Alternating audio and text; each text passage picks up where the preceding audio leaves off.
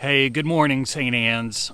So I'm out here at our memorial garden at the grounds of St. Anne's for a couple reasons. One is I want to remind you that our grounds are open to you.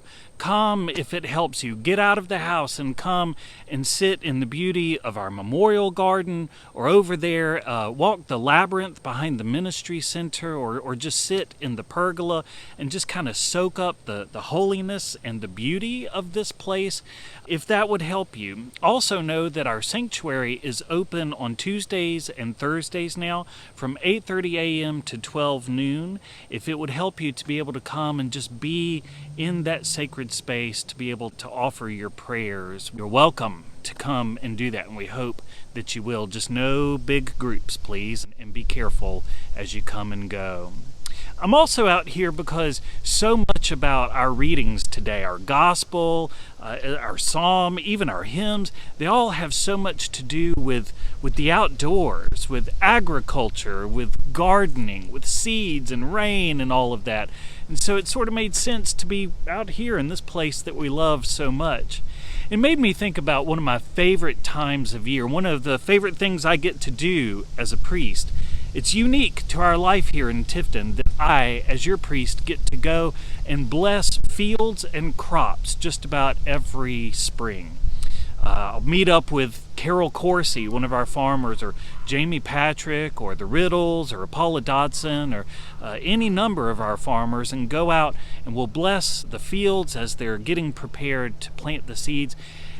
And I always get to hear about the latest and greatest technology that we're using here in Tift County. Y'all, it's amazing.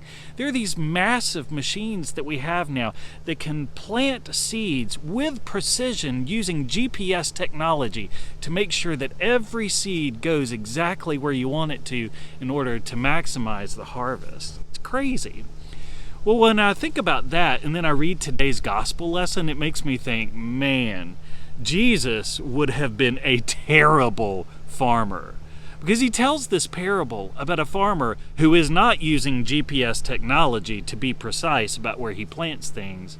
Instead, this farmer goes out and he just starts throwing his seeds everywhere he can, indiscriminately, just chucking it left and right, hoping that some of it will stick. And so he sends some out, presumably on some good fertile soil, but also tons of it land out on the pathway where the birds can come down and pluck it up, and out on the rocky soil where it can't really take root, and out on the hard soil where the sun just beats it down and it never has a chance. And I think, man, that's no way to be a farmer. But I think what Jesus would say is, yes, but it is totally the way to be a God. Specifically, the God of love. What is that seed that good farmer is out there spreading? Well, it's love. It's love and it's grace. And that is the kind of God that you and I serve. God is not exactly precise. God is not exactly discriminate. God is a little willy-nilly when it comes to his love and his grace. You see, he's not the kind of God who says, I'll put a little bit here and a little bit here and a little bit here to maximize my efforts. No, God is honestly kind of wasteful with his love and his grace. And so he looks at us, looks at you and me and our whole entire world, and he just keeps throwing bucketfuls and bucketfuls of the seeds of his love, the seeds of his grace. He is lavish with it, and he does not care where it falls. It's just his job to spread it as far as he can.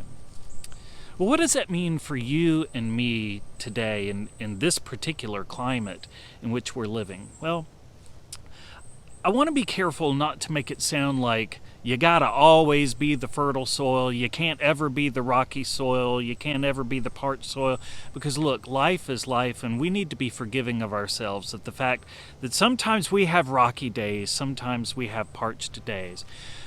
But the thing that we know about the love and grace of God is that if it's going to take root in our lives, we do have a choice as to whether we are open to it or we reject it. And I feel like so much of our society today is building us into people who believe that at every turn we have to have thick skin, and at every turn we have to have a hard heart in order to make it through the day, through our job, through our relationships, our conversations, shoot, just to make it through our social media feeds. It's like you have to harden up and toughen up and know where you stand and be firm about these kinds of things. I don't think that's what the gospel tells us at all. I think that what the gospel tells us is that if we're going to be able to let the love and grace of God do its work, if it's going to flourish in us, then that means that we have to be open. We have to be loose. We have to be ready to receive it. To put it another way, maybe we have to actually be kind of soft. Maybe there's something to be said for gentleness. And y'all, right now, the world does not like gentleness. But what is the best kind of soil? The best kind of soil is the kind that you can dig your fingers into, that's gentle and open and ready to receive. There are a whole lot of people, a lot of times, including me or you, who don't want to be described that way. But I think that's how we're supposed to be. Open, receptive, ready. So that when God is chucking that love and grace at us, not only can it take root to benefit our lives, but it can produce and it can grow, sometimes 30, sometimes 60, sometimes 100-fold.